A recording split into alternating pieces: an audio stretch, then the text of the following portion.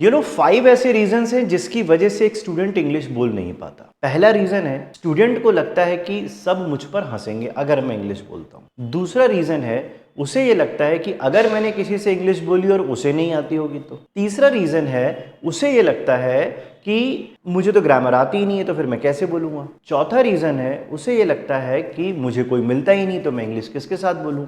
और पांचवा रीजन है, वो ये सोचता है कि अगर मैंने इंग्लिश बोली और गलत हो गई तो क्या होगा। ये 5 रीजंस हैं जिसकी वजह से स्टूडेंट इंग्लिश नहीं बोल पाता। मेरे पास इसका एक ही सॉल्यूशन। देखो, ये सारे रीजंस मिथ हैं, ये सब गलत है, ऐसा कुछ भी नहीं है।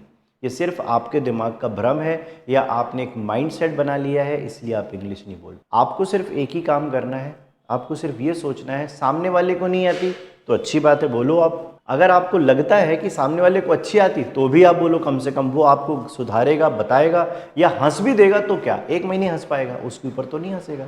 और तीसरा सबसे बड़ा रीज़न है, ग्रामर के बेस पे इंग्लिश अच्छी सीखी जाती है, पर मैं ये नहीं कहूँगा कि ग्रामर नहीं आएगी तो इंग्लिश कभी नहीं आएगी। आखिर हिंदी भी तो हमें आ रही ना, बिना व्याकरण पढ़े, तो इंग्लिश भी आएगी। करना ये होता है, हमें आसपास के वातावरण को बनाना पड़ेगा। और आप ये मत सोचो कि सामने वाला सामने वाला सामने वाला, आप ये सोचो कि मैंने कैसे शुरू किया, मैंने क्या अपना एक कदम स्टार्ट किया कि नहीं किया, मैंने इंग्लिश बोलने की शुरुआत करी कि नहीं करी। अगर आपको लगता है कि आपने शुरुआत नहीं करी तो कभी शुरुआत नहीं होगी। और कमियां गलतियां होना तो स्वाभाविक बात है। अगर आप प्रैक्टिस स्टार्ट करेंगे इंग्लिश बोलने के लिए तो गलतियां निकलेंगी ही निकलेंगी।